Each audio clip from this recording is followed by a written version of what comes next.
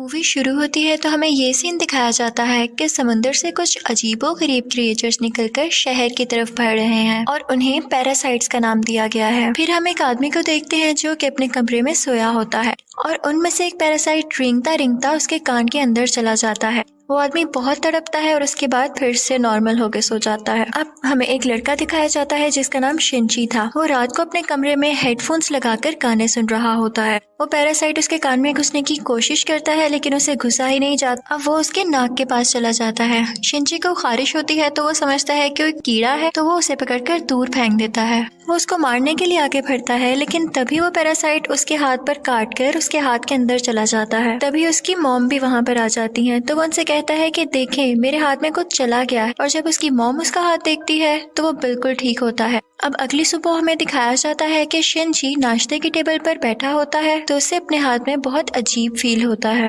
और फिर दूसरी तरफ हमें वो आदमी दिखाया जाता है जिसके कान में स्टार्टिंग में एक पैरासाइट चला गया था। वो अपनी बीवी के सामने आकर खड़ा होता है और अपना मुंह खोल लेता है। उसका मुंह बहुत ही खौफनाक और बहुत ही बड़ा था और वो अपनी बीवी का सर अपने मुंह में लेकर अपना खौफनाक मुंह बंद कर लेता है और ये सब उसी पैरासाइट की वजह से हो रहा था। फिर हमें शिनची दिखाया जाता है जो कि स्कूल जाते हुए रास्ते में अपनी दोस्त से मिलता है। वो भी उसमें काफी अजीब हरकतें नोट करती है और जब वो स्कूल पहुंच जाता है तब भी उसके साथ बहुत कुछ अजीब हो रहा था, जैसे उसके राइट हैंड में काफी पावर आ गई हो। वो घर आता है और अपना हाथ काटने की कोशिश करता है लेकिन उसका हाथ मूव करने लगता है और उसे रोकता है। और फिर हम देखते हैं कि उसका हाथ एक क्रिएचर में बदल गया है और वो शिनची से बातें भी कर रहा था। फिर हम देखते हैं कि वो शिनची की बुक्स भी पढ़ा करता था और उसका लैपटॉप भी यूज किया करता था क्योंकि वो इंसानों के रहने के तरीके जानना चाहता था। जब इसने शिनची की बॉडी में घुसने की कोशिश की थी तो शिनची ने इसे आगे जाने से रोक लिया था, इसलिए अब ये सिर्फ राइट हैंड में ही था और उसी हाथ को कंट्रोल कर रहा था। ये अपना नाम मिकी बताता है और कहता है कि तुम मुझे कभी मत काट क्योंकि मैं तुम्हें कुछ नहीं कहूंगा, तुम मेरे होस्ट जो हो। अब हम देखते हैं कि शिनची और मिकी में दोस्ती होने लगी थी लेकिन बाकी सब लोग जिनको पैरासाइट्स ने इन्फेक्ट किया था वो पूरे शहर में बहुत तबाही मचा रहे थे और इंसानों को मारकर खा रहे थे। दूसरी तरफ मिकी शिनची को खींचकर एक रेस्टोरेंट की तरफ ले जाता है। वहाँ पर भी बहुत सारे इन्फेक्टेड लोग यानी पैरासाइट्स इंसानों का गोश्त खा रहे थे। वो शिनची को देखते हैं तो उन्हें लगता है कि ये भी इन्फेक्टेड है और उससे भी वो गोश्त देते हैं। लेकिन जब उन्हें पता चलता है कि पूरी तरह से तो इन्फेक्ट नहीं हुआ बल्कि ये अभी भी इंसान है तो वो उसे ही मारने के लिए आगे बढ़ते हैं। लेकिन मिकी उनको आगे से मारता है और शिनची की जान बचा लेता है क्योंकि अगर शिनची मर जाता तो वो खुद भी मर जाता और ये उसने अपने फायदे के लिए किया था। अब न्यूज आती है कि शहर के लोग मारे जा रहे हैं और किसी को कुछ समझ नहीं आ रहा कि इन्हें मारने वाला है कौन, क्योंकि पैरासाइट्स अपना ये काम बहुत होशियारी और छुप के कर रहे थे। शिनची मिकी से कहता है कि तुम अपने साथी पैरासाइट्स को क्यों नहीं कहते कि इंसानों को मत खाएं। तो मिकी उससे कहता है कि तुम भी तो सब्जियों और जानवरों के गोश्त को खाते हो, तो इसी तरह हम लोगों का खाना इंसान ही है, तो इसमें बुरी बात क्या है। अब मिकी को पता चल जाया करता था कि उनके आसपास कौन सा पैरासाइट है। तो जब शिनची स्कूल जाता है तो वो उसे बताता है कि तुम्हारे पास एक और पैरासाइट, और वो कोई और नहीं बल्कि उसकी टीचर थी। वो टीचर जब शिनची को देखती है तो उससे भी पता चल जाता है कि इन्फेक्टेड है, लेकिन वो कहती है कि तुम्हें मुझसे डरने की कोई जरूरत नहीं है क्योंकि मैं इंसानों को नुकसान नहीं पहुंचाना चाहती, बल्कि मैं उनके तरीके इसलिए पढ़ रही हूँ ताकि इंसानों जैसी क्वालिटीज हमेशा मुझ में रहें। वो उसे दो और पैरासाइट्स के पास लेकर जाती है, एक स्टूडेंट होता है और एक पुलिस ऑफिसर। वो बताती है कि ये पुलिस ऑफिसर मेरा हस्बैंड है और हमारा बेबी होने वाला है और वो बेबी बिल्कुल नॉर्मल इंसान होगा, तो हम भी इंसानों की तरह ही रहना चाहते हैं। हम किसी को नुकसान नहीं पहुंचाएंगे, किसी को सरेआम नहीं मारेंगे, लेकिन छुप के गोश्त खाना चाहते हैं। तो क्या तुम हमारा ग्रुप ज्वाइन करोगे? लेकिन मिगी इस बात को नहीं मानता। अब अगले दिन वही पुलिस ऑफिसर उन लोगों के पास आता है तो मिगी शिनची को बताता है कि ये हमें मारने आया है क्योंकि इसे पता चल चुका है कि उस दिन रेस्टोरेंट में हमने एक पैरासाइट को मारा और इसी के साथ वो पुलिस ऑफिसर इन पर अटैक कर देता है। अब मिगी और शिनची भी बहुत लड़ते हैं और इसको फाइनली मार देते हैं। जब शिनची घर आता है तो उसे बहुत बुरा लग रहा कि उसने एक मर्डर कर दिया, लेकिन दूसरी तरफ हम देखते हैं कि पुलिस ऑफिसर की बॉडी से वो पैरासाइट निकलकर किसी और की बॉडी में चला जाता है और ये कोई और नहीं बल्कि शिनची की माँ थी और वो शिनची को मारने के लिए उसकी तरफ बढ़ रही थी। मिगी शिनची को बताता है कि तुम्हें मारना चाहती है, तो शिनची उसे कहता है कि खबरदार तुमने मेरी माँ को कुछ कहा, क्योंकि वो अपनी माँ से बहुत मोहब्बत करता था और वो नहीं चाहता था कि उसकी माँ मरे। लेकिन देखते ही देखते उसकी माँ का सर भी बाकी पैरासाइट्स की तरह खुलने लगता है और वो शिनची पर अटैक कर देती है। उसका बहुत खून जाया होता है और वो मरने के करीब होता है। लेकिन अगली सुबह हम देखते हैं कि वो दोबारा से उठ खड़ा हुआ है। तो मिगी उसे बताता है कि तुम बहुत जख्मी हो गए थे, लेकिन मैंने अपने सेल से तुम्हारे जख्म को ठीक कर दिया। लेकिन यहाँ बुरी बात ये थी कि अब शिनची की बॉडी में मिगी के सेल्स चले गए थे और अब वो पूरी तरह इन्फेक्ट हो रहा था। अब शिनची अपनी माँ को ढूंढने लगता है, लेकिन वो कहीं पर नहीं मिलती। तो वो टीचर के पास जाता है और पुलिस ऑफिसर के बारे में पूछता है, लेकिन वो टीचर भी उसे कुछ नहीं बताती। मिगी उसे बताता है कि अब दिन में मुझे भी 4 घंटे सोने की जरूरत पड़ेगी और उस वक्त मैं तुम्हें बचा नहीं सकूंगा, तुम्हें अकेले ही लड़ना होगा। लेकिन क्योंकि मिगी के सेल्स भी अब उसकी बॉडी में थे तो उसके अंदर मिगी की क्वालिटीज भी आने लगी। खैर, फिर हम देखते हैं कि वही स्टूडेंट जो टीचर ने दिखाया था, जो कि अब पैरासाइट बन चुका था, वो भी शिनची के स्कूल में ही एडमिशन ले लेता है। वो शिनची का दोस्त बनने का ड्रामा करता है, लेकिन आहिस्ता आहिस्ता सबको पता चल जाता है कि वो पैरासाइट है और फिर वो स्टूडेंट इन सब को मार देता है। इसके बाद वो शिनची की दोस्त को भी मारने भरता है, लेकिन शिनची अपनी दोस्त को उठाकर बिल्डिंग से जंप लगा देता है। अब वो टीचर वहाँ पर आती है और वो चाहती थी कि स्टूडेंट मर जाए, क्योंकि इसकी वजह से उसका राज भी खुल सकता था। वो वहाँ पर ब्लास्ट करती है, लेकिन उसे कुछ नहीं होता और फिर पुलिस वहाँ पर आ जाती है, लेकिन वो पुलिस को भी मार देता है। अब मिगी शिनची को बताता है कि वो बिल्डिंग की छत पर है और शिनची दूसरी बिल्डिंग की छत पर जाकर उसे एरो से मार देता है। और उसके बाद वो टीचर के पास जाता है और उस पुलिस ऑफिसर का एड्रेस पूछता है, जो कि पैरासाइट था, और टीचर अब उसे एड्रेस दे देती है। उस पुलिस ऑफिसर का पैरासाइट अब भी उसकी माँ के अंदर था। लेकिन यहाँ पर मिगी के सोने का टाइम हो जाता है, तो इसका मतलब ये था कि शिनची को यहाँ पर अकेले ही लड़ना था। उस पैरासाइट को खत्म करने के लिए जैसे तैसे करके वो उसकी गर्दन काट देता है, जिसके बाद उसकी माँ और वो पुलिस ऑफिसर दोनों मारे जाते हैं। फिर हम देखते हैं कि शिनची अपनी दोस्त से हॉस्पिटल मिलने जाता है।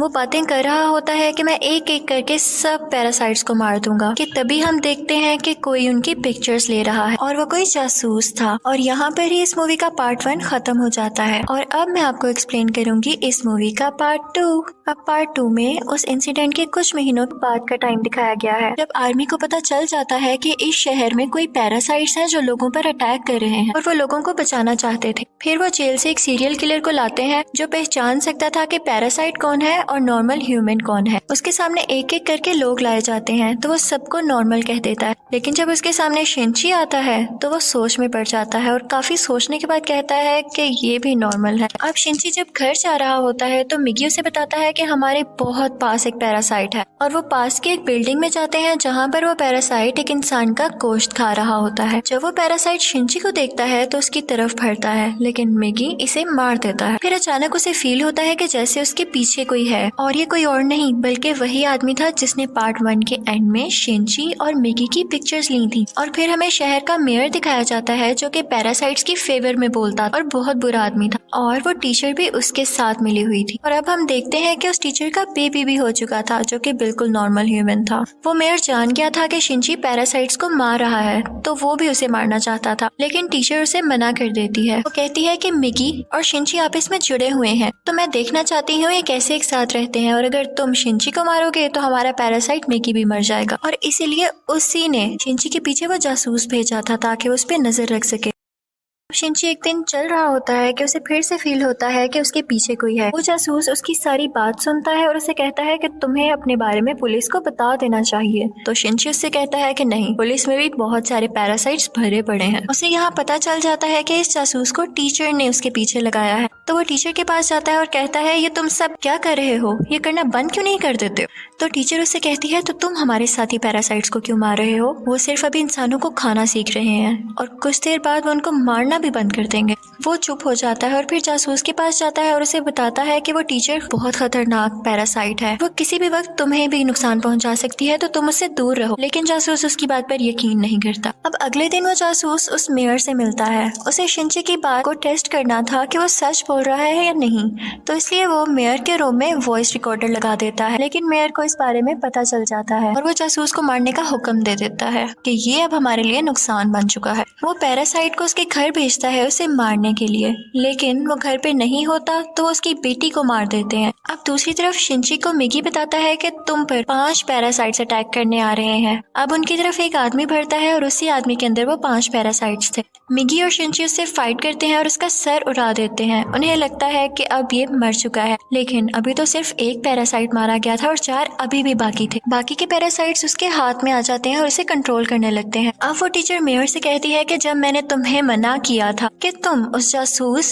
या शिंची को मारने के लिए पैरासाइट नहीं भिजवाओगे तो तुमने ऐसा क्यों किया। अब मेयर यहाँ पर नोट करता है कि उस टीचर के दिल में माँ बनने के बाद इंसानों वाले इमोशंस वापस आ रहे थे, तो इसे बात बिल्कुल अच्छी नहीं लगती। अब वो उस टीचर को मारने के लिए 3 पैरासाइट्स भेजता है, लेकिन चूंकि वो भी पैरासाइट थी तो उसको पता चल जाता है कि कोई उसे मारने आ रहा है और वो उनको पार्किंग में बुलाती है और उन तीनों से अकेले ही मुकाबला करके उन्हें मार देती है। लेकिन जब वो घर आती है तो वो देखती है कि उसका बच्चा वहाँ पर नहीं है और उसे एक नोट मिलता है जिस पर लिखा होता है कि तुम्हारा बच्चा मेरे पास है और ब्रिज पर मुझसे मिलने आओ। इनफैक्ट वो नोट उस जासूस का था। वो अपनी मरी हुई बेटी का बदला लेना चाहता था टीचर के इस बेबी को मारकर। वो टीचर घबराते हुए शिंची को भी अपने साथ वहाँ लेकर जाती है, तो शिंची उस जासूस को बताता है कि तुम्हें इसे मारकर कुछ नहीं मिलेगा क्योंकि ये बेबी एक नॉर्मल इंसान है। इसी दौरान आर्मी भी वहाँ पर आ जाती है और उन्हें पता चल जाता है कि मेयर ने अपनी बिल्डिंग के अंदर बहुत सारे पैरासाइट छुपाए हुए हैं। अब वो बिल्डिंग से एक एक करके लोगों को निकाल रहे थे और उनमें से जो पैरासाइट था वो उसको शूट करते जा रहे थे।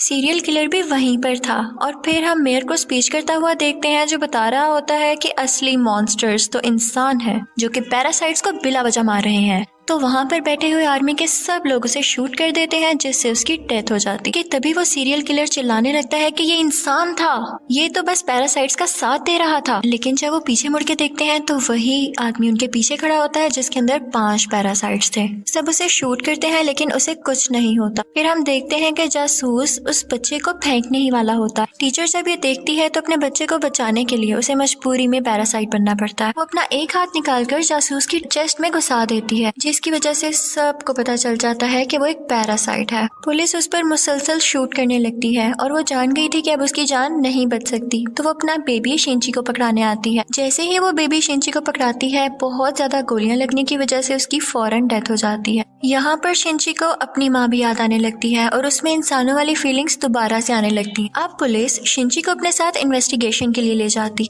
लेकिन साथ ही उन्हें खबर मिलती है कि उस पैरासाइट ने जिसके अंदर 5 पैरासाइट थे आर्मी को मार दिया है। तो शिंची फौरन से कार लेकर वहाँ पे जाता है और वही पैरासाइट उसकी कार को रोककर उसका एक्सीडेंट कर देता है। अब वो जंगल में चला जाता है और मिगी से कहता है कि जब तक तुम मेरे साथ हो उसको पता चल जाएगा कि हम कहाँ हैं, तो तुम मुझसे अलहदा हो जाओ प्लीज। इसी के साथ वो पैरासाइट फौरन वहाँ आ जाता है और उन पर अटैक करने लगता है। अब क्योंकि शिंची और मिगी की काफी दोस्ती हो चुकी थी तो मिगी अपनी कुर्बानी दे देता है, यानी अपनी जान सेक्रीफाइस कर देता है, उसकी बॉडी से अलग हो जाता है और शिंची को वहाँ से भाग जाने का कहता है और मिगी को वो पैरासाइट मार देता है, जिस पर शिंची काफी उदास हो जाता है और फिर अपनी दोस्त के घर की तरफ जाता है। वो उसका बहुत ख्याल रखती है। वो लेटा होता है कि एकदम देखता है कि उसके बाजू में से मिगी का एक और हिस्सा ग्रो कर रहा है और ऐसा इसलिए हुआ क्योंकि जब मिगी ने अपने बॉडी सेल्स से उसकी बॉडी को ठीक किया था तो मिगी के सेल्स भी तो उसकी बॉडी में आ गए थे, इसलिए वो चाहता तो दोबारा ग्रो कर सकता था। शिंची को फील हो गया था कि अब ये दोबारा आ रहा है तो उस पैरासाइट को दोबारा से पता चल जाएगा कि मैं कहाँ हूँ, तो अपनी दोस्त की जान बचाने के लिए उसको बाय कहकर वहाँ से चला जाता है। लेकिन जैसे वो बाहर जाता है तो वो पैरासाइट उसे पकड़ लेता है,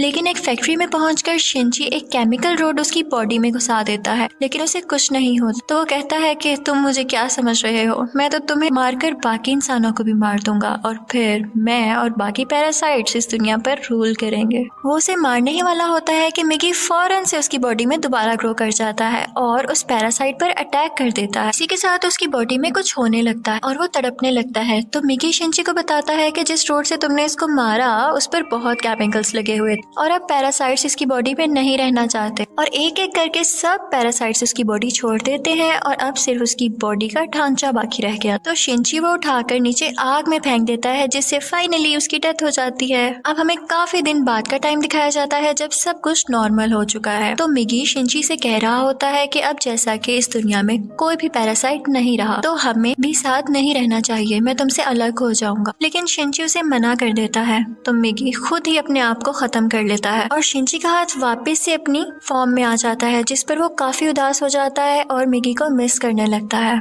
अब हम देखते हैं कि काफी टाइम गुजर गया है और शिंची और उसकी दोस्त अच्छी जिंदगी गुजार रहे थे और वो उस टीचर के बेबी से भी मिलने जाया करते थे कि अचानक हम देखते हैं कि वो सीरियल किलर वापस आ गया था और वो शिंची की दोस्त को किडनैप कर लेता है वो उसके कान में कहता है कि असली मॉन्स्टर इंसान है, लेकिन शिंची की दोस्त उसे कहती है कि असली मॉन्स्टर तो तुम हो, तुम लोगों को मारते हो। तो इस बात पर वो सीरियल किलर उसको बिल्डिंग से नीचे धक्का दे देता है, लेकिन शिंची फौरन से जाता है और अपना हाथ लंबा करके उसे बचा लेता है। और यहाँ पर उसे फील होता है कि उसकी मदद यहाँ पर मिगी ने की है। और यहाँ पर मूवी फाइनली खत्म हो जाती है, यानी पार्ट 2 भी। Thank you for watching.